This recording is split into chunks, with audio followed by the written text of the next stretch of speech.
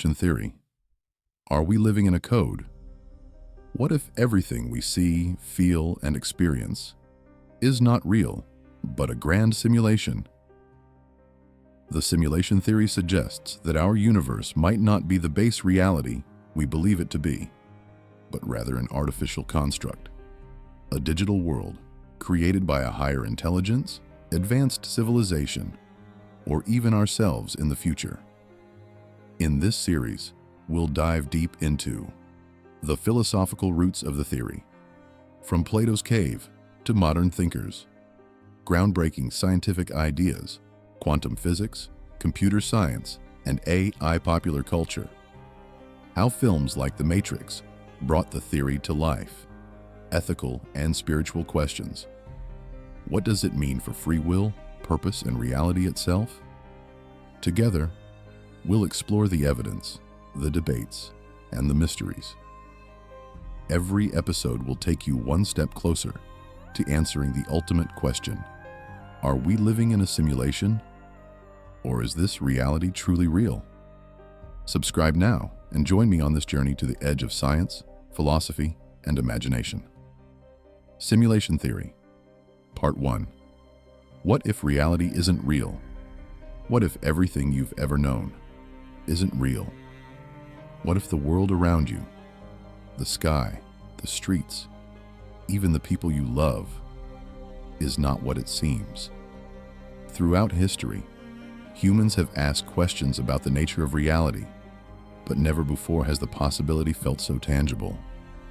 Today, we are surrounded by technology that can trick our senses, by science that reveals strange truths, and by philosophy that reminds us what we see is not always what is.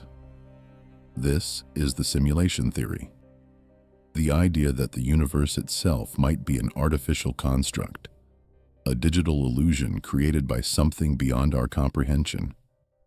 In this series, we'll journey through philosophy, science, technology, and culture to explore this mind-bending idea. And it begins with a simple, unsettling question: if reality isn't real, then what is it? Ancient skepticism, this question is not new. Thousands of years ago, the philosopher Plato described a dark cave where prisoners were chained, forced to watch shadows cast upon a wall. For them, the shadows were reality, until one escaped and saw the world outside, realizing that everything he once believed was false. The allegory of the cave is one of the earliest expressions of doubt about reality. Centuries later, philosophers in India spoke of Maya, the great illusion that veils the truth of existence. These ancient stories remind us that human beings have always suspected that reality is not quite what it appears. The simulation theory is a modern version of that same suspicion. But now, instead of shadows on a cave wall, we ask, are we shadows in a cosmic computer program? Descartes' demon.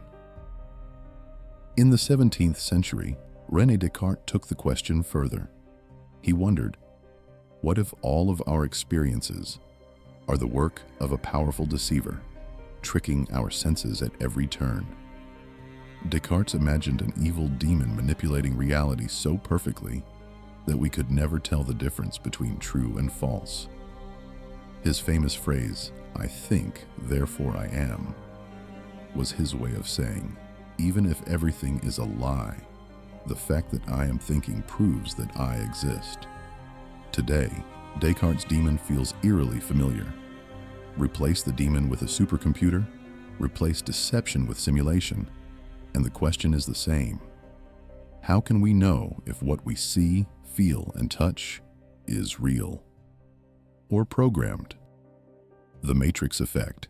In 1999, a film captured the imagination of millions. The Matrix.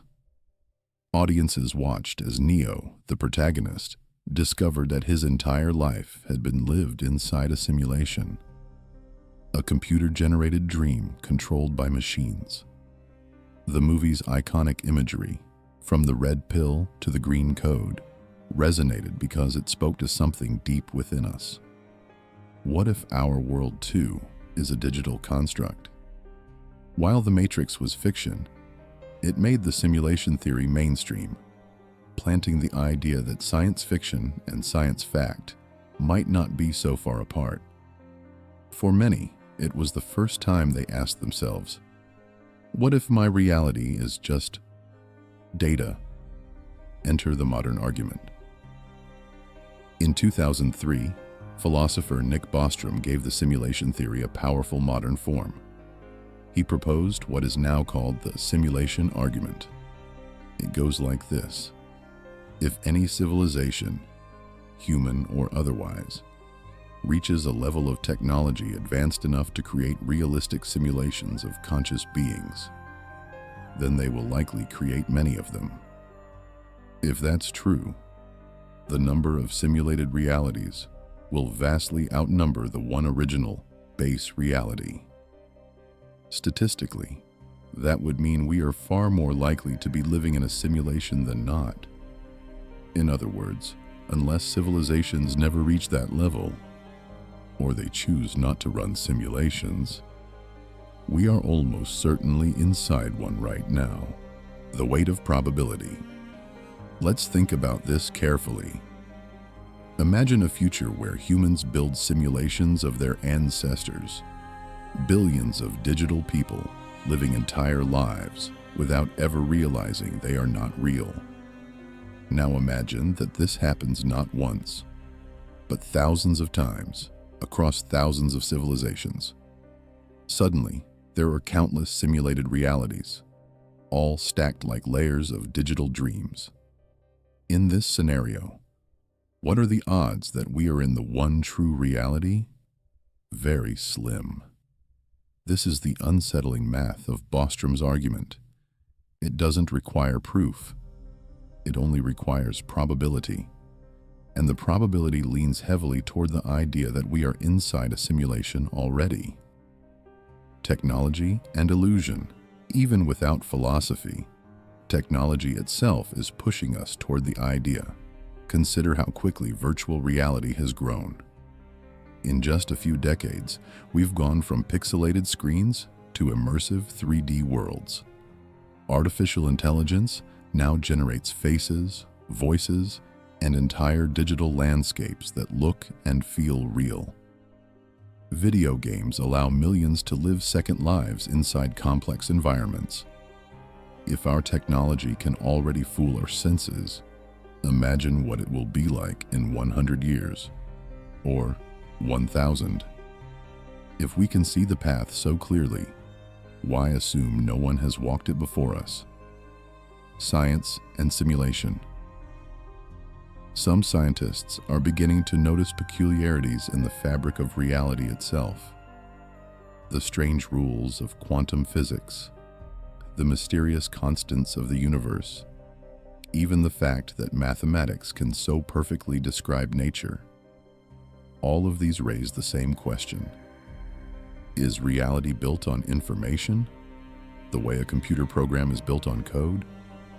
To a physicist, this may look like equations.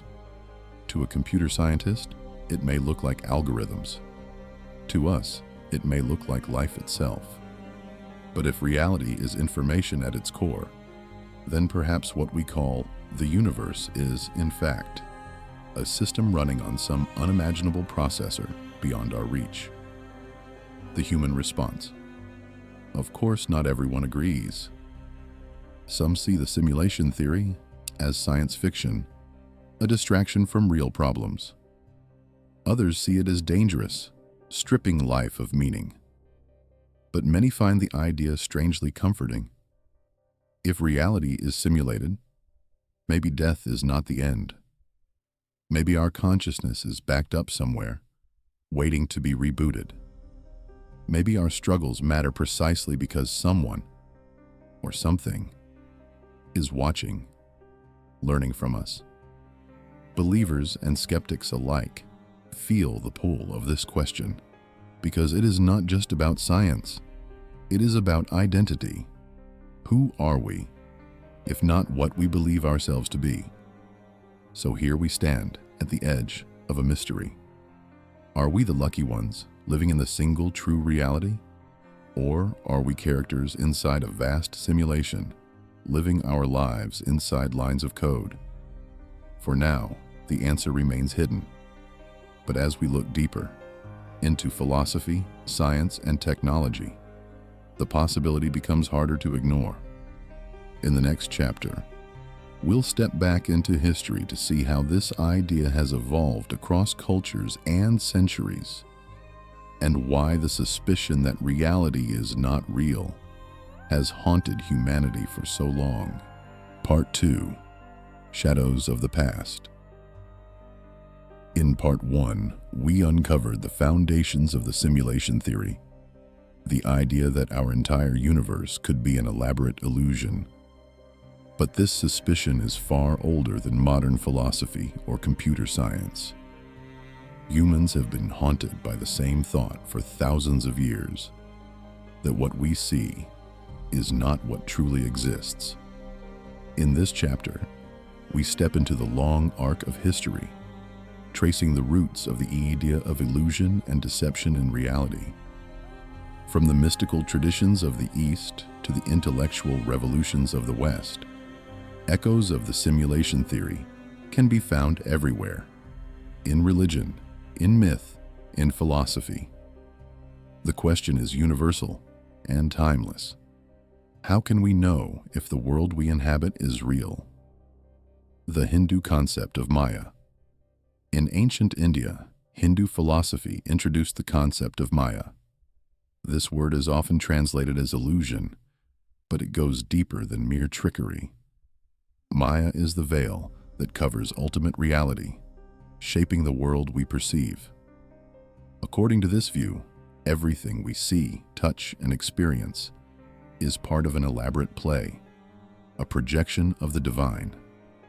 Beneath it lies Brahman, the ultimate truth, hidden behind layers of illusion.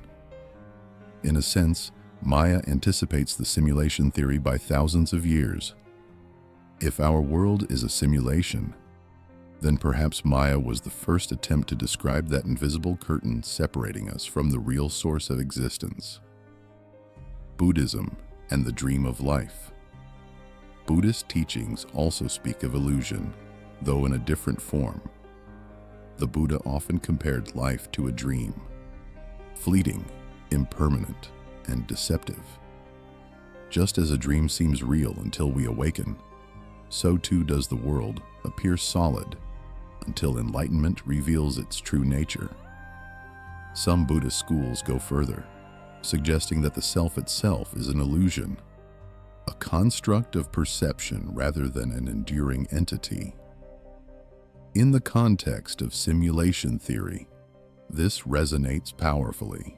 If reality is simulated, then both the world and the self are data, temporary constructs that vanish the moment the system is switched off. In a way, Buddhism was already asking us, are we dreaming or are we awake? Plato's cave revisited. Meanwhile, in ancient Greece, Plato imagined his famous allegory of the cave. Prisoners, chained in darkness, mistake shadows for reality. To them, the flickering images are all that exists. But when one prisoner escapes, he discovers the blinding light of the outside world. This allegory is not only a metaphor for knowledge and ignorance, it is also a chilling vision of what it means to live in a false reality. Replace the shadows with digital projections, the fire with computer code, and the cave becomes a simulation. Plato's story reminds us that truth may be out there, but most of us remain inside, content with shadows. Gnosticism and hidden realms. In the early centuries of Christianity, a mystical movement called Gnosticism emerged. Gnostics believed the material world was a flawed creation, a kind of prison crafted by a lesser god, not the true divine source. Salvation, they argued, came from hidden knowledge, or gnosis, which allowed one to see beyond the illusion of the physical world. To modern ears, this sounds strikingly similar to the simulation theory. If we live in a simulation, then perhaps our world builders are not gods, but programmers. And like the Gnostics, we might suspect that the universe is not the ultimate reality, but a kind of cosmic trap, with freedom waiting on the outside. The Islamic perspective. In the Islamic tradition too, reality is described as a test, temporary, fleeting, and deceptive compared to the eternal hereafter. The Quran often refers to this world as a play or distraction, warning believers not to mistake it for ultimate truth. While not the same as simulation theory, the comparison is clear. This world is not the final one, but a layer of experience preparing us for what lies beyond. Whether divine test or simulated game, the parallel is striking. Both perspectives see our everyday lives as something less than ultimate reality. The medieval mystics. Across medieval Europe, mystics and theologians spoke of visions and altered states where the material world faded away, revealing a higher truth. Thinkers like Meister Eckhart described a reality hidden beneath appearances, accessible only through deep contemplation. While framed in religious language, their visions echo the same doubt, that what we perceive with our senses is not the whole picture. To them, the physical world was but a thin veil, concealing something far greater. For us today, the metaphor might sound familiar, as if reality is just a graphical user interface, with deeper code hidden underneath. Renaissance to Enlightenment. The Renaissance brought rediscovery of ancient ideas, while the Enlightenment challenged authority and placed reason at the center of inquiry. Here, the question of reality became sharper. Philosophers like Descartes, Berkeley, and later Kant asked, how can we trust our senses? Do we perceive the world directly, or only a filtered version of it? These thinkers shaped the very ground on which simulation theory now stands. By doubting the reliability of perception, they opened the door to the possibility that our entire reality is a grand illusion, one we might never escape. Dreams as clues. One of the most universal human experiences is the dream. When we dream, we live in worlds that feel completely real until we wake up. Ancient cultures often treated dreams as portals to other realms, messages from gods, or glimpses into hidden realities. In modern psychology, dreams are products of the mind, yet they still prove a critical point. The brain can generate entire realities internally, complete with emotions, sensations, and landscapes. If the mind can create convincing simulations while we sleep, then why couldn't an advanced technology do the same while we are awake? From Maya to Plato's cave, from Gnosticism to dreams, humanity has always questioned reality. These ancient and medieval visions were not about computers or technology, but they shared the same intuition, that reality is not the final word. The simulation theory is not a modern invention. It is the latest chapter in a story humans have been telling themselves for millennia. In Part 3, we will leave the past behind and step into the present, exploring how today's rapid technological progress makes the simulation theory not only possible, but perhaps inevitable. Part 3, Technology and the Road to Simulation. In the last chapter, we explored ancient philosophies and spiritual traditions that hinted at the illusory nature of reality. But today, we stand in a unique position that Plato, the Buddha, or medieval mystics could never have imagined. We live in a time where technology doesn't just suggest illusions, it creates them. Our screens, our games, our virtual worlds blur the line between real and artificial more every year. If the simulation theory feels more urgent now, it is because technology itself is pushing us closer to the edge, forcing us to ask, at what point does illusion become indistinguishable from reality? The rise of video games.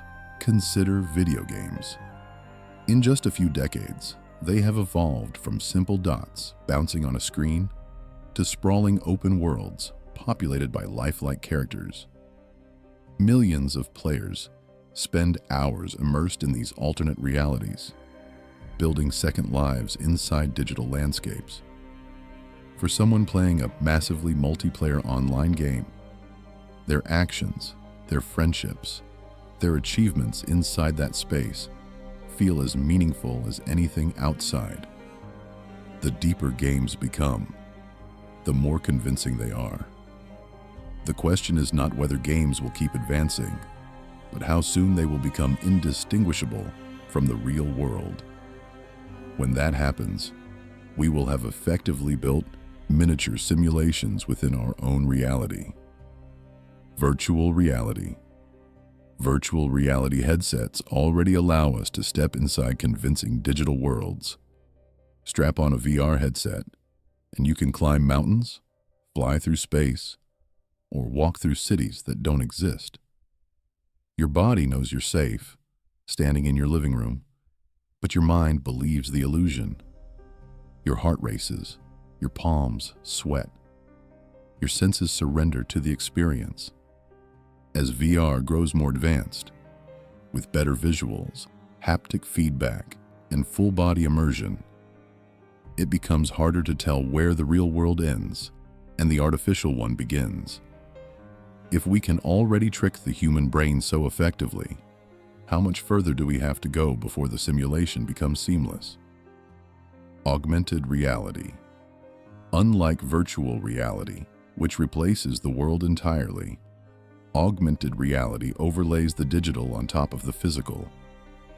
Already, AR technology allows us to see information, objects, and characters layered into our environment. Imagine wearing glasses that not only show you the physical world, but also add people, places, and structures that don't exist. A city street could transform into a game board. A classroom could fill with interactive 3D lessons. At its peak, augmented reality might make it impossible to know which parts of our world are real and which are artificial.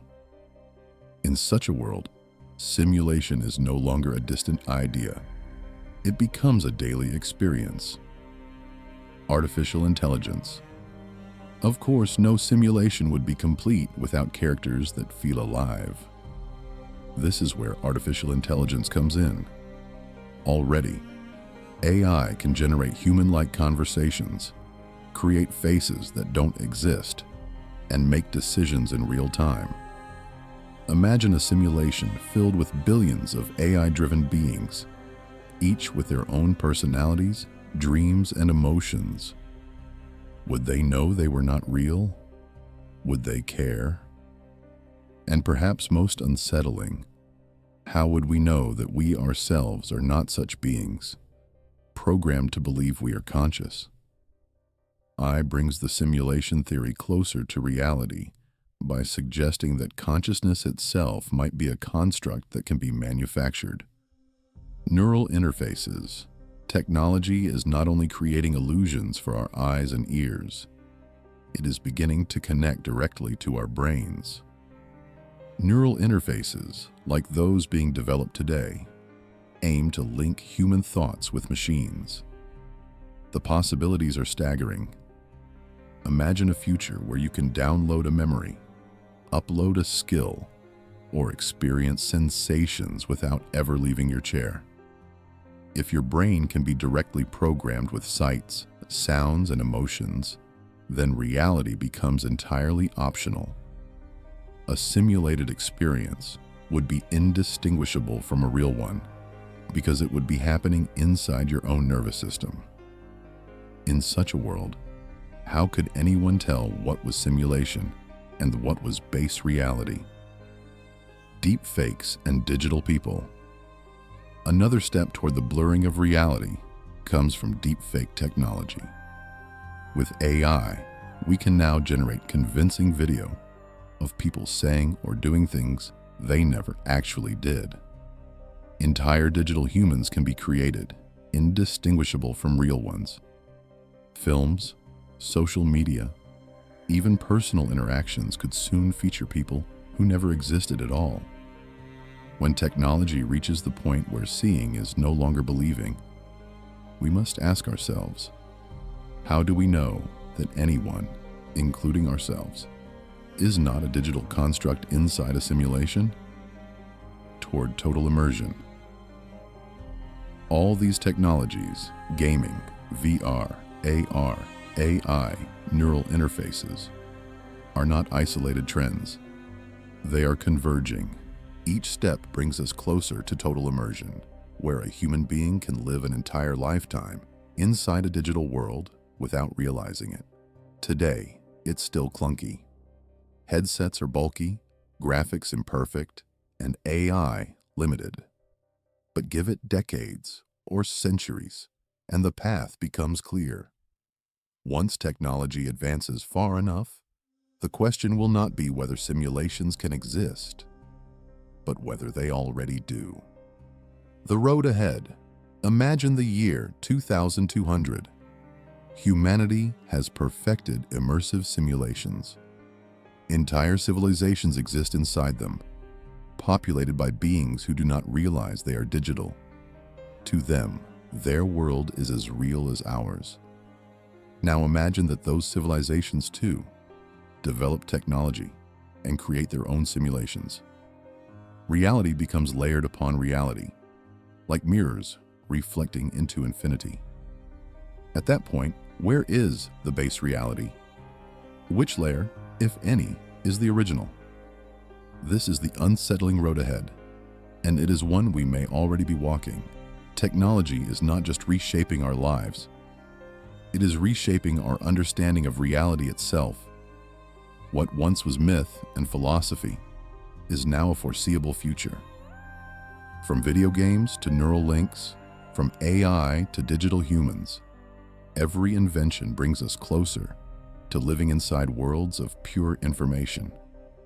And if we can do it, who is to say it hasn't already been done to us? In the next chapter, we'll explore the scientific side of the simulation theory and ask whether physics itself holds the clues that our world is not as solid as it seems. Part 4. Physics and the Code of Reality. In Part 3, we explored how technology itself is moving us toward the ability to create convincing worlds. But what if we don't have to wait for the future to see evidence of simulation? What if the fingerprints of the program are already written into the laws of nature? In this chapter, we turn to science, to physics, mathematics, and cosmology, to search for signs that our universe behaves less like a natural world and more like an engineered system, the language of mathematics. One of the strangest features of reality is how perfectly mathematics describes it. From the spirals of galaxies to the orbit of electrons, everything obeys mathematical rules. Albert Einstein once said, "The most incomprehensible thing about the universe is that it is comprehensible." Why should reality follow equations at all?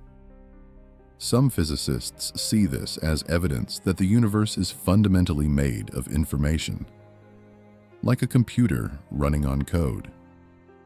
If you peel away the layers of our world, at the deepest level, you do not find things. You find numbers, patterns, and relationships, the hallmarks of a system built on information quantum strangeness. Then there is quantum physics. At the smallest scales, reality behaves in ways that defy common sense. Particles exist in multiple states at once until they are observed. The mere act of measurement changes what is being measured. Some physicists compare this to a video game, rendering only the parts of the world the player can see, a trick to save processing power. Could our universe be doing something similar, displaying reality only when and where it is needed? The Planck limit. In a computer, everything is built from pixels. No matter how sharp the image, zoom in far enough, and you will see the grid. Some scientists wonder if our universe also has a resolution limit, a smallest possible unit of space and time. In physics, this is called the Planck length and Planck time. Below these scales, the very concepts of distance and duration break down. If space-time is pixelated at the Planck scale, it may be the ultimate evidence that our universe is not continuous, but discrete.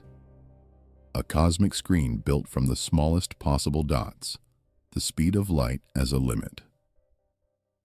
Another clue comes from the cosmic speed limit, the speed of light. Nothing can travel faster than it. But why should the universe have such a limit? In a simulation, maximum speeds can prevent errors and maintain stability, just like the frame rate of a game. Some theorists speculate that the speed of light is not a property of nature, but a property of the processor running our universe, a built-in constraint to keep the system coherent. Cosmic fine-tuning. Our universe is astonishingly fine-tuned for life. The strengths of forces, the masses of particles, the constants of physics, all are balanced in a way that allows stars, planets, and living beings to exist. Even tiny changes in these numbers would make life impossible. Some scientists invoke the multiverse to explain this, suggesting countless universes with different parameters. But another possibility is that our universe is designed, a simulation with settings carefully chosen, like parameters in a software program, information at the core. Modern physics increasingly treats information as the most fundamental ingredient of reality. The famous physicist John Archibald Wheeler coined the phrase "it from bit," meaning that everything, from matter to energy, arises from binary information at the deepest level. Black holes, quantum entanglement, even the expansion of the universe seem tied to the flow of information. This view of reality as information echoes the digital world, where everything we see on a screen is just data processed at incredible speed. The holographic principle. Another intriguing clue is the holographic principle. It suggests that the entire three-dimensional universe may be like a projection from a two-dimensional surface at its boundary. Much like a hologram stores a 3D image on a flat film. If true, our reality may not be three-dimensional at all, but an encoded projection. This isn't just a metaphor. It arises from real equations in string theory and black hole physics. A projected universe sounds a lot like a rendered simulation, searching for cosmic glitches.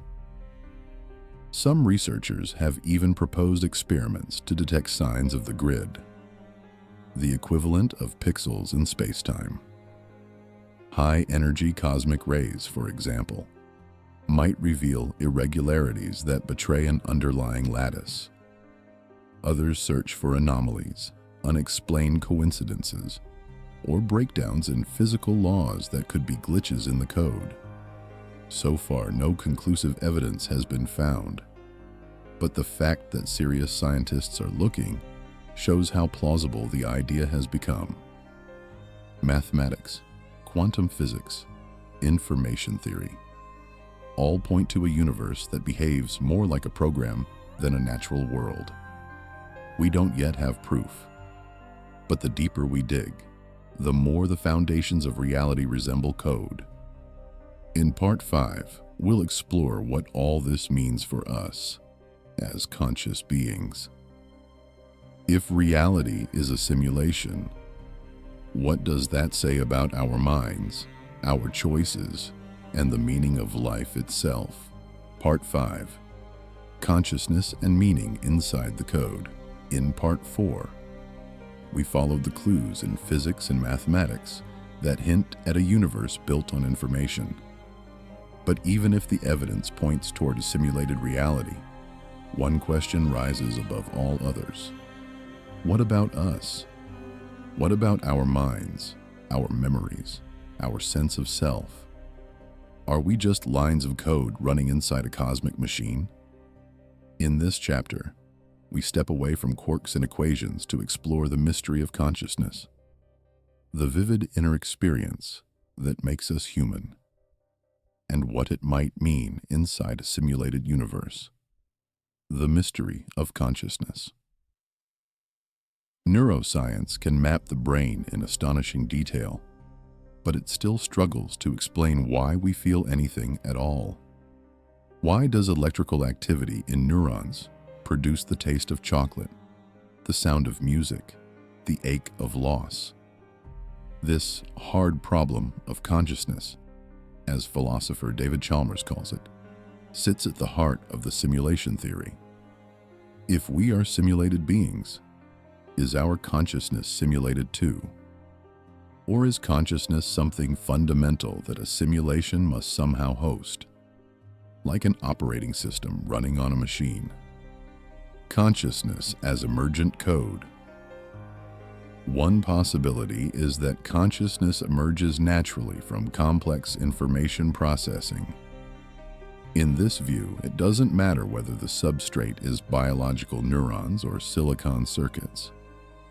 If the information patterns are rich enough, subjective experience arises. That means a sufficiently advanced simulation could generate beings that genuinely feel, think, and suffer. Not just puppets, but conscious entities. If this is true, then we might be such entities, genuine consciousness running on someone else's hardware. Consciousness as fundamental. Another possibility flips the idea on its head. Consciousness might not be an emergent property at all, but a basic feature of reality, woven into the fabric of existence like space and time. In this view, a simulation would have to plug into consciousness rather than create it. Our minds would be more like avatars, with our true selves existing outside the simulation. Some religious and mystical traditions echo this. The body as a vessel, the soul as the true self. The simulation theory gives this old idea a new, technological twist. Free will inside a simulation. If we are simulated, do we really have free will? In a computer program, every outcome is ultimately determined by code. Are our choices scripted, or do we have genuine agency? Some philosophers argue that even inside a simulation, unpredictability, quantum randomness, chaotic processes, emergent complexity could give rise to real decision-making. Others suggest that what we call free will is an illusion, both in base reality and in any simulation. Either way, the simulation theory forces us to confront the deepest question of human existence.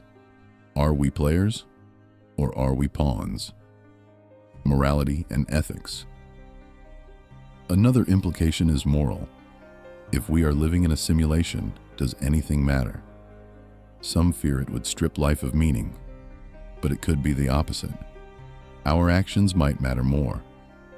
If the simulation is a test, a game, or an experiment, then every choice is data, every decision a signal. Perhaps the designers are learning from us, or we are learning lessons for some reality beyond this one. In that sense, meaning could be built into the simulation itself, not removed from it. The possibility of immortality.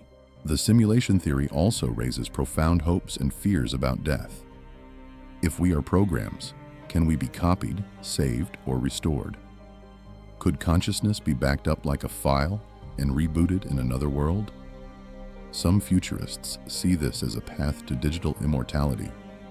Some religious thinkers see it as a high-tech version of the soul. Either way, It challenges our understanding of what it means to begin, to end, and to exist at all. Signs of higher players. If our consciousness is real but housed in a simulation, who or what is running it? Are we part of a scientific experiment, an art project, a school, or something we cannot even imagine? Throughout history, humans have believed in gods, angels, or ancestors watching from beyond. The simulation theory offers a secular version of that same intuition. Entities beyond our world may be observing, guiding, or even interacting with us. Whether that is comforting or terrifying depends on your point of view. Finding meaning anyway. Yet even with all these possibilities, life inside a simulation can still be meaningful on its own terms. A novel, a film, or a game can move us deeply, even though we know it's fiction. Experiences are real to the experiencer, regardless of their source. Our friendships, loves, and struggles still shape who we are. Whether or not reality is simulated, our choices ripple outward. In that sense, meaning is not given to us. We make it, even inside the code. Consciousness, free will, morality, death.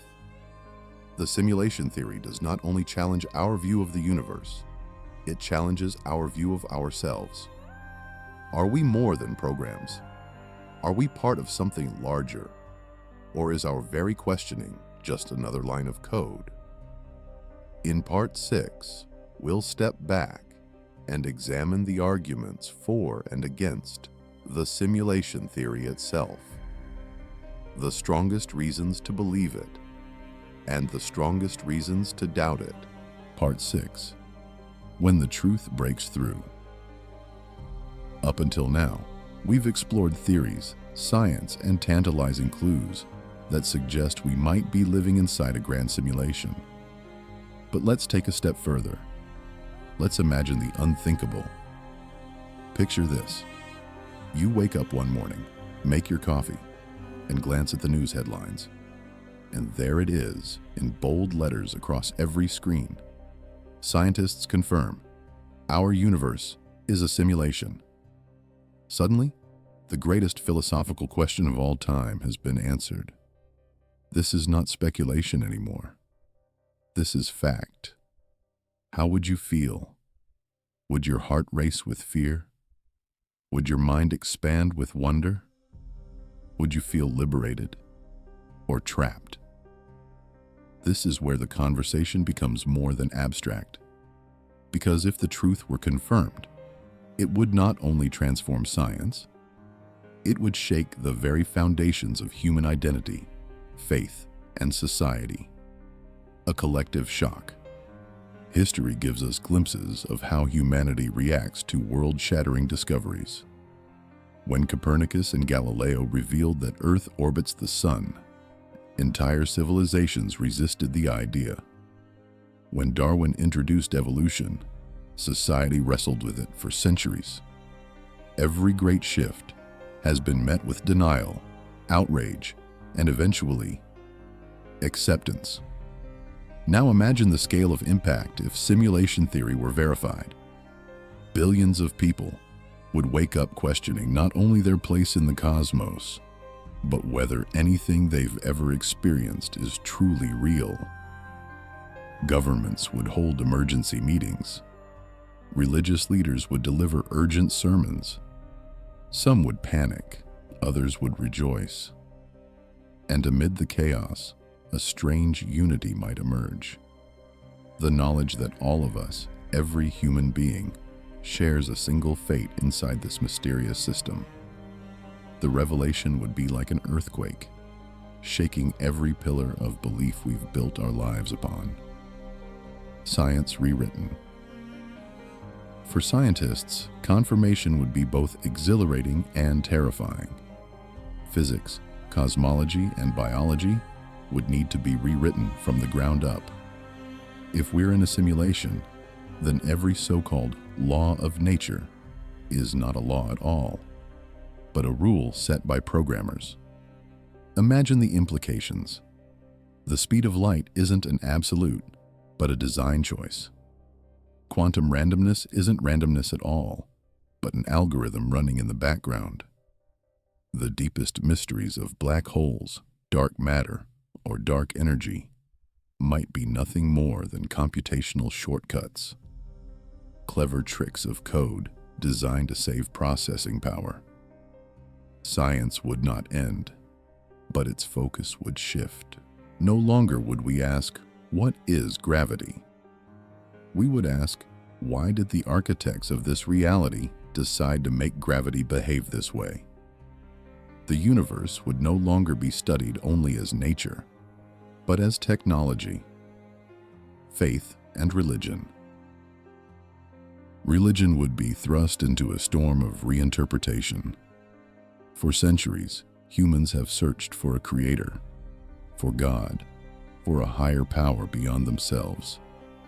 If simulation theory were proven, many would see this as confirmation that such a creator exists. Perhaps not in the traditional sense, but as advanced beings, or a consciousness far beyond our own. The Bible, the Quran, the Vedas, the teachings of countless traditions might be read in new light, their stories reframed as glimpses of a simulated reality. For some, this would renew faith. For others, it would destroy it. After all, if we are lines of code, what does it mean to have a soul? Do we still possess free will, or are we simply executing a pre-written script? These are not small questions. They are the deepest possible questions about existence, and their answers would divide as much as they unite. Philosophy in crisis. Philosophers have long wrestled with the nature of reality. Plato imagined a cave where shadows fooled prisoners into believing they saw the whole world. Descartes wondered whether a powerful demon might be deceiving us. And now, simulation theory may confirm those fears, that reality, as we know it, is an illusion. For philosophy, the proof of simulation would not end the search for truth. It would ignite new questions. If we are simulated, is there a deeper reality outside our own? What responsibilities do the simulators have toward us?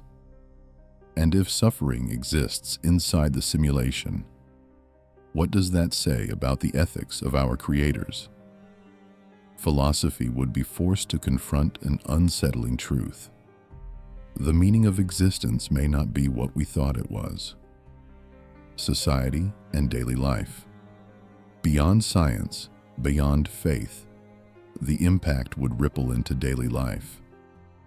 How would you go to work, knowing your entire office is part of a program? How would you look at your family, knowing their consciousness might be a construct inside a vast machine? Some people might reject responsibility, saying, if this isn't real, why should I care about anything? Others might find comfort, thinking, even if life ends here, perhaps I'll awaken somewhere beyond this system.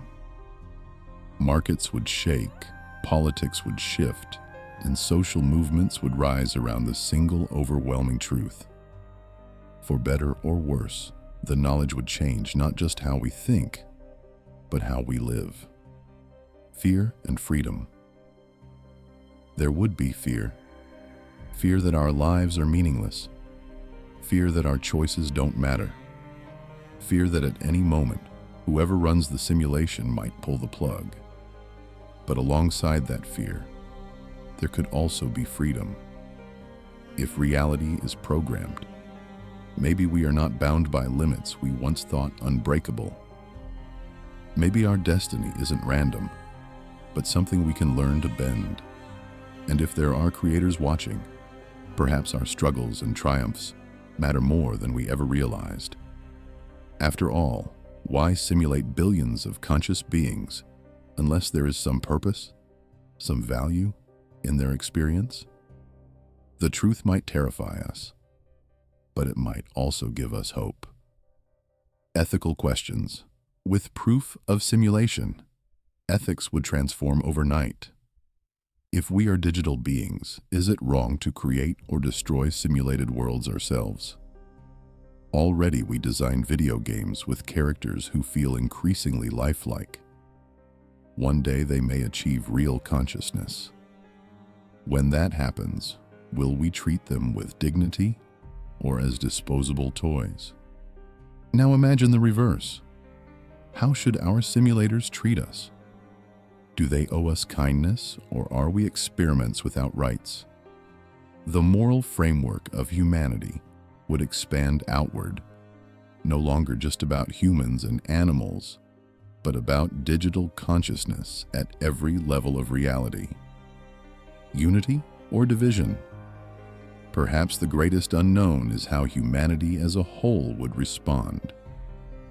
Will this revelation divide us, turning people against each other, clinging to competing explanations?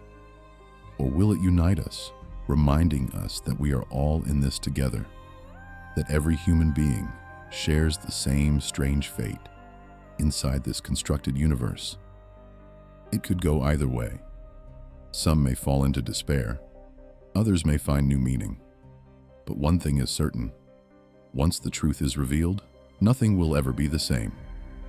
So, what happens when the truth breaks through? Our sciences evolve, our religions adapt, our philosophies deepen, and our lives, every single one of them, are forever changed. Whether we greet this revelation with terror or with joy depends on us. But the one thing we cannot do is go back to ignorance. Once the curtain is lifted, reality will never look the same again. And yet, even if we accept the simulation, one burning question remains. Why? Why would anyone build a universe like ours? That is the mystery we will unravel in Part 7. Part 7: Religion, Mythology, and the Simulation Hypothesis. In Part 6, we weighed the arguments for and against simulation theory, examining the logic, the probabilities, and the counterpoints. Now, we step into an entirely different dimension: spirituality and mythology. Across cultures and centuries, humans have told stories of hidden worlds, divine overseers, and realities beyond our own. When we compare these ancient narratives to the simulation hypothesis, a striking pattern emerges. Could our ancestors have been describing, in their own language, what we now call a simulation? The idea of the veil. Many religions describe life as a kind of illusion, a temporary stage set hiding a deeper truth.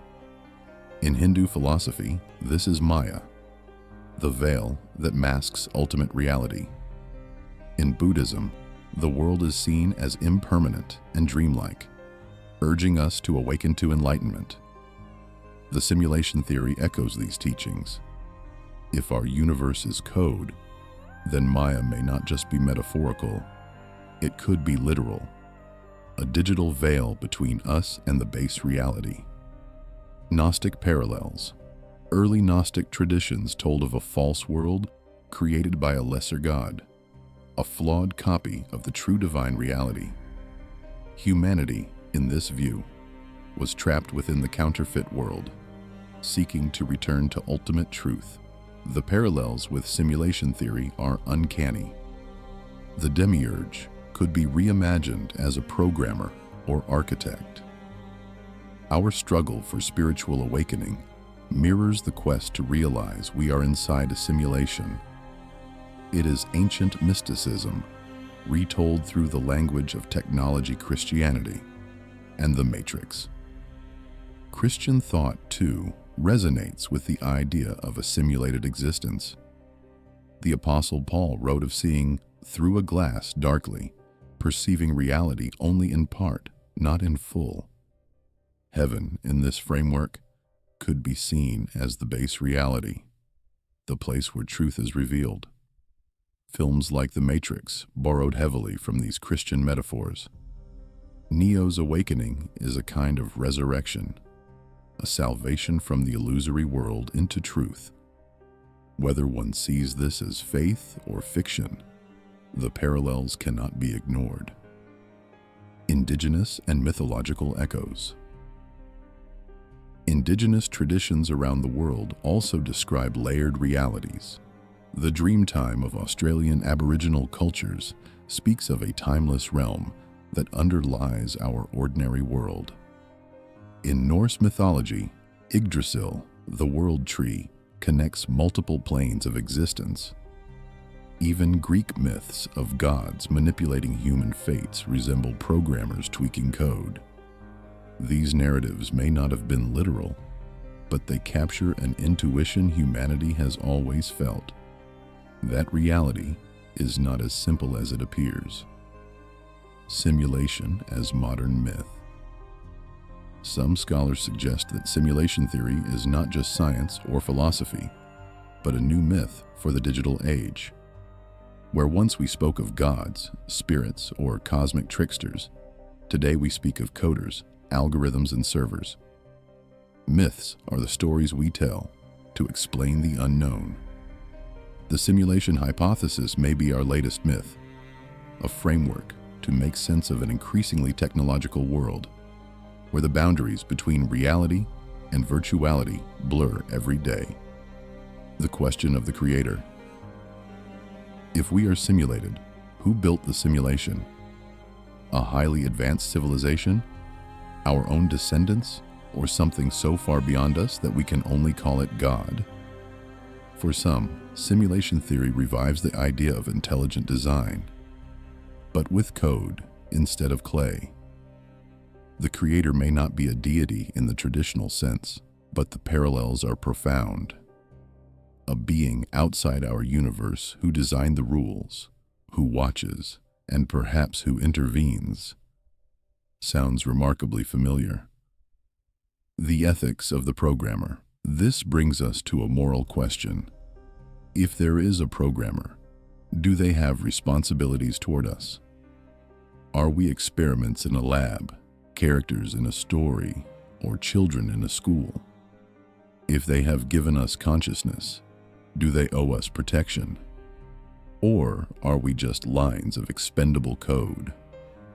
These are not only theological questions, they are ethical questions for any advanced intelligence capable of creating simulated worlds. Awakening and liberation. In nearly every spiritual tradition, there is the theme of awakening, of breaking free from illusion to see truth. Whether it's enlightenment in Buddhism, salvation in Christianity, or gnosis in ancient mystery schools, the idea is the same: to pierce the veil. In a simulated world, awakening might mean realizing the code, glimpsing the base reality, or even communicating with the creators. Perhaps spiritual practice has always been, in some way, a method of hacking the simulation. Religion and mythology have long told us that our world is not the final reality. The simulation theory does not erase those stories, it reframes them. From Maya to the Matrix, from gods to programmers, humanity has always suspected that there is more beyond what we see. In Part 8, we will look ahead to the future of technology and artificial intelligence and ask whether we might soon become the creators of simulated worlds ourselves. Part 8, the future of technology and humanity as simulation builders. In Part 7, we explored how ancient myths and religions mirror the simulation hypothesis. Now we look forward to a future where we're no longer just speculating about simulations, but actually creating them. Virtual reality headsets, photorealistic game engines, and advanced artificial intelligence are already blurring the line between digital worlds and physical life. In this chapter, we ask, how close are we to becoming the programmers of realities? VR and immersive worlds. Today's virtual reality systems are a far cry from the pixelated games of the 1980s. High-resolution displays, spatial audio, haptic gloves, and full-body tracking allow us to step inside convincing digital environments. Millions already spend hours each day in immersive worlds, socializing, working, playing. These are early, rudimentary simulations, but they show the trajectory. Each year, our ability to craft convincing realities improves, and our willingness to live inside them grows. Game engines as reality engines. Modern game engines like Unreal and Unity are not just tools for entertainment. They're used for architecture, medical training, military simulations, even filmmaking. With real-time rendering and physics engines, they create self-consistent digital worlds governed by their own rules. When combined with powerful servers or cloud computing, these engines hint at something astonishing: a future where entire cities, ecosystems, or planets can be simulated in real time for billions of users. Artificial intelligence as inhabitants. Realistic worlds need realistic inhabitants. That's where artificial intelligence comes in. Early non-player characters followed simple scripts, but today, large language models and generative AI can create characters who speak, plan, learn, and surprise. They don't just react, they evolve. Imagine a virtual world populated by AI beings who are indistinguishable from humans in conversation and behavior. We would no longer be visitors in a static environment. We'd be gods in a living universe. Time compression and scale. Unlike our physical universe, digital worlds can run faster or slower. A simulated civilization could experience thousands of years, while only minutes pass for its creators. This time compression means experiments, evolution, even history itself could be accelerated. Within a single human lifetime, an advanced simulation might see the rise and fall of entire cultures. The implications are staggering. We might create worlds so vast and complex that their inhabitants never suspect they're simulated. Ethical questions of creation. With great power comes great responsibility. If our simulations produce conscious beings, what obligations will we have to them? Will we need digital rights, ethical guidelines, or even laws to protect simulated lives? Some thinkers argue that once we cross a certain threshold of complexity, turning off a simulation becomes morally equivalent to ending a world. The simulation hypothesis forces us to confront not only our origins, but our duties as future creators. Merging realities. Already, augmented reality overlays digital information onto the physical world. Brain-computer interfaces are on the horizon, promising direct links between our nervous systems and the net. As these technologies mature, the distinction between real and virtual may dissolve. We might not just create simulations. We might live inside hybrid realities, where code and matter interweave seamlessly, and where turning the system off is no longer an option. Humanity as a post-sim species. Some futurists predict a post-simulation species, humans who routinely spawn, inhabit, and migrate between nested realities. In such a future, the question, are we living in a simulation, becomes less a mystery and more a mundane fact, like asking which country you're in. We will be both the simulated and the simulators, our identities fluid across layers of existence. The line between creator and creation will blur echoes back to us. And here's the twist.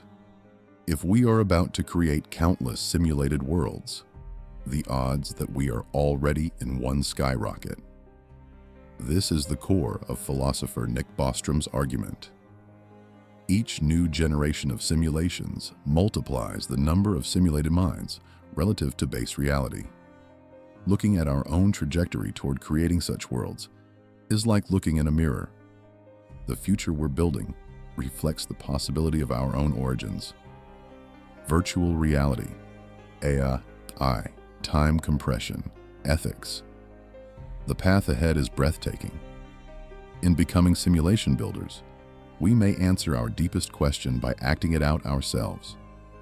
In Part 9, we'll turn from technology to science once more and explore how physics and cosmology, from quantum mechanics to the multiverse, may hold clues about whether our universe is indeed a simulation.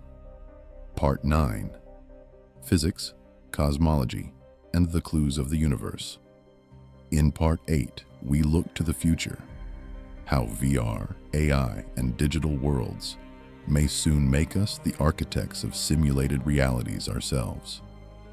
Now, let's turn back to the present universe. If we truly live in a simulation, shouldn't there be signs in the fabric of reality itself? In this chapter, we'll examine the frontiers of physics and cosmology, where some scientists believe we may already see evidence that our universe is, at its core, a vast computational construct, the pixelation of reality. Every digital image has pixels, tiny building blocks that make up the whole. Could the universe have its own pixels? Some physicists suggest that space and time may not be infinitely divisible, but instead come in discrete units at the smallest scale, the Planck length and Planck time. If reality is quantized, like the pixels on a screen, then our world might not be continuous, but digital. And that raises a question: are these the pixels of a cosmic computer display? The speed of light as a processing limit. Why is the speed of light the ultimate limit? No matter how much energy you use, nothing can surpass it. Some researchers see this as a clue. In a computer simulation, there must be limits to how fast information can travel across the system. The speed of light might be not just a physical constant, but a maximum data transfer rate, the cosmic equivalent of bandwidth. If so, our universe might be running at the speed of its processor. Quantum weirdness. Quantum mechanics introduces phenomena so strange that even Einstein called them spooky. Particles can exist in superpositions, collapsing only when observed. Information seems to travel instantaneously, defying classical limits. One interpretation is that the universe renders reality only when needed, like a video game loading a scene only when a player looks. If that's true, then quantum indeterminacy may be less about mystery and more about efficiency in processing. Why render what no one is watching? Error-correcting codes in physics. In 2014, physicist James Gates claimed to find something remarkable within the mathematics of string theory. Patterns identical to error-correcting codes, the kind engineers use to detect and correct errors in digital communications.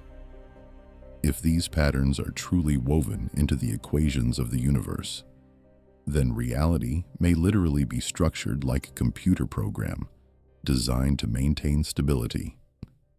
Imagine discovering that the universe runs with built-in debugging software, cosmic background radiation as evidence. The afterglow of the Big Bang, known as the cosmic microwave background, has been studied in exquisite detail. Some theorists speculate that if our universe is simulated, subtle anomalies in this radiation could reveal the resolution of the simulation. Just as zooming into a digital photo reveals its pixel grid, probing the background radiation might one day expose the underlying lattice of reality itself. The universe may carry a watermark, if only we know where to look. The multiverse connection. Cosmology also points us to the multiverse, the idea that countless universes may exist alongside ours, each with different laws of physics. But what if the multiverse is not a collection of random worlds, but a stack of simulations nested within simulations? Just as we build video games inside computers, our universe could be one layer among many. The multiverse may not be infinite chaos, but the architecture of a vast computational system, fine-tuning of the universe. Our universe is astonishingly fine-tuned for life. If gravity, electromagnetism, or nuclear forces were slightly different, stars and planets might never form. Some see this as evidence of design. Others say it's chance. But from the simulation perspective, fine-tuning may be exactly what we expect. A programmer selecting parameters to create a stable, interesting world where intelligent beings could emerge. Just as game designers tweak physics for playability, perhaps our universe was calibrated for life. Physics as computation. More and more physicists now describe the universe in terms of information, not matter. John Wheeler's phrase, "it from bit," captures this shift. Every particle, every force, every interaction is information at its core. If physics reduces to information, then reality may be nothing more than a colossal computation unfolding step by step. Our universe could be a self-consistent program, running since the Big Bang, the ultimate simulation from quantum indeterminacy to cosmic fine-tuning, from the speed of light to error-correcting codes. The universe itself may be whispering to us that it is not what it seems. The clues are tantalizing, but they remain inconclusive.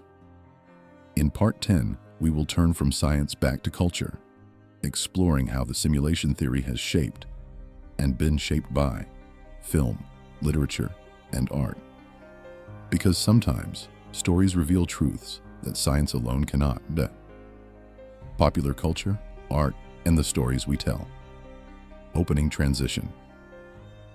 In Part 9, we looked at physics and cosmology, the hard edges of science where hints of a simulated universe may hide. Now, we turn to the softer but equally revealing realm of culture. Long before philosophers formalized the simulation argument, artists, filmmakers, and writers were spinning stories of false realities, hidden worlds, and the struggle to wake up. In this chapter, we'll travel through cinema, literature, and art to see how our deepest anxieties and hopes about reality have been expressed. The Matrix as modern myth. No cultural work has done more to popularize the idea of a simulated world than the 1999 film The Matrix. Its green code, cyberpunk aesthetics, and red pill moment are now universal symbols. Neo's journey mirrors the archetypal hero's journey, awakening, resisting, transcending. But behind the martial arts and special effects is a philosophical question. What if everything you see is false? The Matrix didn't invent that question, but it made it visceral for a digital generation. Other films, from Truman to Inception, cinema has repeatedly returned to the theme of hidden reality. The Truman Show depicts a man whose entire life is a TV set, unknowingly performing for an audience. Dark City presents shifting urban landscapes manipulated by unseen beings. Inception layers dreams within dreams until the line between real and fabricated dissolves. Each of these films plays with the same core idea, that our sense of reality is fragile, constructed, and perhaps controlled. Literature's long history. Writers explored simulated realities long before Hollywood. In 1964, Daniel F. Galoui's novel, Simulacron 3, imagined a fully simulated city used for market research. Philip K. Dick's stories, From Ubik to A Scanner Darkly, constantly question what is real. Even in the 18th and 19th centuries, authors like Descartes and Borges toyed with dreams and infinite libraries, realities nested inside realities. Literature has always been a laboratory for ideas that science can't yet test. Visual art and illusion. Painters and sculptors, too, have played with illusion. M.C. Escher's impossible staircases and recursive patterns evoke the sense of a world built on rules but bending them. Trompe l'œil. Trick the eye. Paintings mimic three-dimensionality on flat surfaces. Digital artists today create immersive VR installations that blur the line between viewer and artwork. These are not just aesthetic choices. They are explorations of perception, reality, and the possibility that our world is itself a crafted image. Video games as micro-simulations. Video games are the most literal expression of simulated worlds. From the sprawling universes of World of Warcraft to the procedural galaxies of No Man's Sky, players inhabit coded realities with their own physics, economies, and communities. Non-player characters follow scripts, environments load on demand. Exactly the mechanics some physicists speculate our universe might use. Every time we lose ourselves in a game, we enact the simulation hypothesis on a small scale, music and soundscapes. Musicians have also embraced the theme.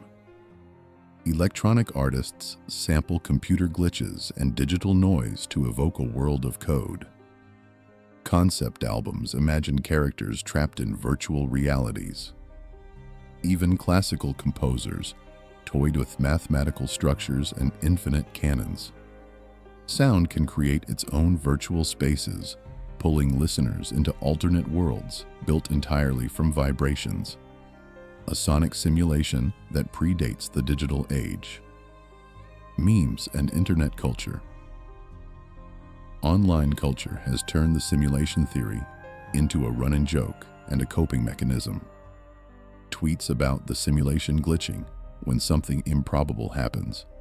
Viral videos showing bizarre coincidences as bugs in the Matrix, and endless Reddit threads speculating about reality's code, all show how the idea has moved from philosophy into everyday slang. Even in humor, people express a deep intuition that reality might be scripted art as mirror and map. Taken together, films, books, games, and memes are not just entertainment. They're mirrors of our collective curiosity and anxiety. They map the contours of an idea before science can measure it. The simulation hypothesis may be unproven, but it is already a living myth that shapes how we think about technology, identity, and freedom. Through art, we rehearse the possibility of waking up, or the fear of never waking up. Popular culture has turned the simulation theory from an obscure philosophical argument into a household idea. From the Matrix to memes, from Escher to esports, the concept now saturates our imaginations. In Part 11, we will look at the practical side. If we suspect we're in a simulation, can we test it? Can we design experiments to detect the code of reality itself? The final chapters of our journey bring us back to science and to the edge of the knowable. Part 11. Testing the simulation. We've explored the philosophy, science, and culture of the simulation hypothesis. But what if we don't want to just speculate? What if we want to know? In this chapter, we'll look at how researchers, technologists, and thinkers are trying to design tests that could reveal whether our universe is real or simulated. It's a daunting challenge, but not an impossible one. Bostrom's original point. When Nick Bostrom formulated his simulation argument, he didn't claim we could prove it. His point was statistical. If advanced civilizations run many ancestor simulations, then the odds were in one are high.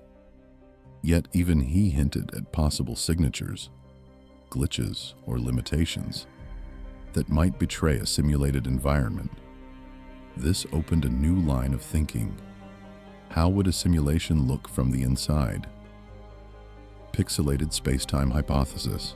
Some physicists propose that spacetime might be pixelated at an incredibly small scale, like a cosmic screen with a finite resolution. If true, extremely sensitive experiments, such as the holometer at Fermilab, could detect tiny jitter or noise, like the vibration of a holographic projection. If we find a smallest possible unit of space, that would be a clue that our universe has a built-in grid. Cosmic rays and maximum energy. Others look at cosmic rays, the highest energy particles from deep space.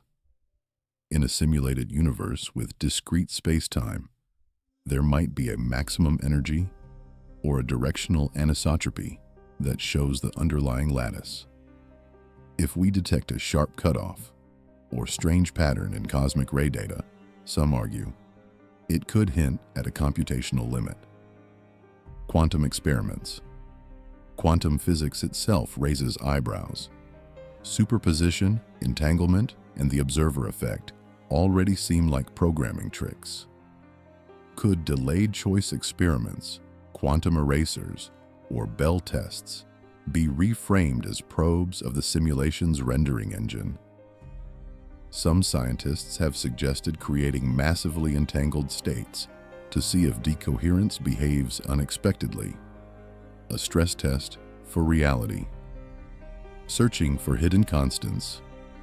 If our universe is software, it might leave shortcuts, fixed constants, arbitrary numbers, or magic-seeming parameters that are just coding choices. Physicists already marvel at the fine-tuning of physical constants. Perhaps scanning for patterns, coincidences, or repeating ratios could reveal an underlying algorithm. In other words, debugging the cosmos by examining its code, computational limits, and sim time. A simulated world would have finite resources. Could that mean the speed of light is not just a physical limit, but a processing cap? Could the expansion of the universe be a memory management technique? Some researchers speculate that if we push experiments to extreme complexity, say, many-body quantum simulations, we might cause lag or anomalies, a cosmic version of a frame drop. Philosophical challenges.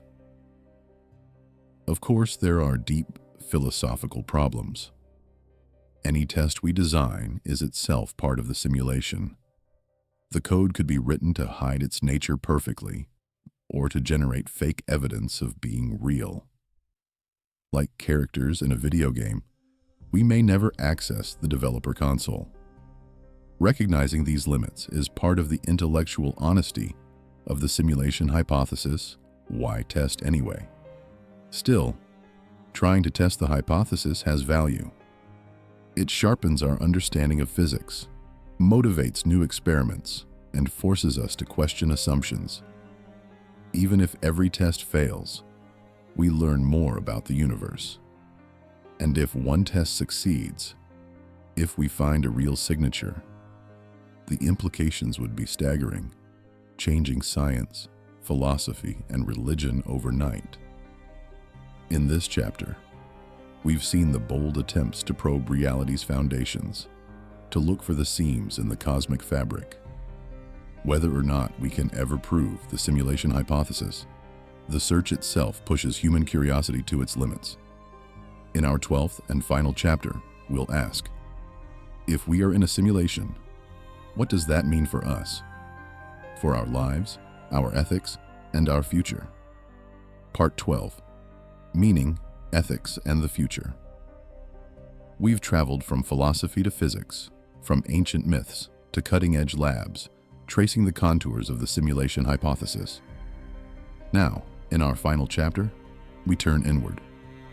If we are in a simulation, if everything you see, hear, and feel is code, what does that mean for you, for me, for humanity? This is no longer just a scientific question. It's a question about meaning, ethics, and our future. Does it change what's real? First, reality. Even if the universe is simulated, your experiences are still your experiences. Pain hurts, love heals, beauty moves us. The pixels may be digital, but the feelings are genuine. Philosophers call this ontological neutrality. Whatever the substrate, the experience is real to the experiencer. So the sunrise still matters, even if it's rendered by code. Free will and choice. What about free will? If we're in a simulation, are our choices scripted? Perhaps not. Even in a program, there can be randomness, self-learning agents, emergent behavior. You might still be an authentic decision maker within the rules of the system. The simulation hypothesis doesn't necessarily make you a puppet. It might make you a player, with genuine agency inside a designed world, morality and responsibility. Morality does not dissolve in a simulated world. If anything, it becomes more urgent. If other beings are conscious, simulated or not, then kindness, justice, and empathy remain our highest duties. Whether the universe runs on atoms or bits, causing suffering is still wrong. Ethical action does not depend on the architecture of reality, religion, and spirituality. Interestingly, the simulation hypothesis resonates with ancient religious ideas. A creator or creators, hidden but powerful, who set the world in motion. Layers of reality beyond what we can see. Some believers find this strengthens their faith, others see it as a secular echo of theology. Either way, the hypothesis invites spiritual reflection. What is the nature of the Creator, and what is our relationship to it? Psychological impact. Discovering you might be in a simulation can feel destabilizing. Some people joke about the simulation glitching as a coping mechanism. But for others, the thought can induce existential vertigo. Yet it can also be liberating. A reminder that reality is more mysterious than we assumed, and that our stories are still unfolding. Like the characters of The Matrix, some fear the red pill, others crave it. Opportunities and dangers. If we accept the simulation hypothesis, how might it change our behavior? We might become more curious, more experimental, more humble. We might invest in understanding consciousness and building our own simulations responsibly. Or we might fall into nihilism, thinking nothing matters. The challenge is to choose the first path, to treat reality as meaningful precisely because it is fragile and precious. Our own simulations. Humanity itself is becoming a simulator. Virtual reality, AI, and massive multiplayer online worlds are primitive ancestor simulations. We're taking the first steps toward creating universes of our own. That gives us a special responsibility. If we are simulated, how we treat our simulated beings may reflect how our own creators regard us. Compassion becomes a cosmic principle, the ultimate mystery. In the end, the simulation hypothesis may never be proven or disproven. It may remain an elegant metaphor, a cosmic riddle, but it changes how we see everything. Physics as code, consciousness as emergent, ethics as universal. It invites us to live awake, to question appearances, and to act with intention. Because even in a game, actions matter. Our journey through the simulation theory comes to a close. We've asked what it is, how it might work, how to test it, and what it means for us.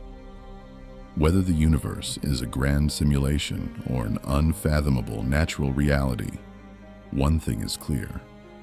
Curiosity, compassion, and courage are the best ways to navigate it. Thank you for traveling with us through these 12 chapters. The quest to understand reality is just beginning.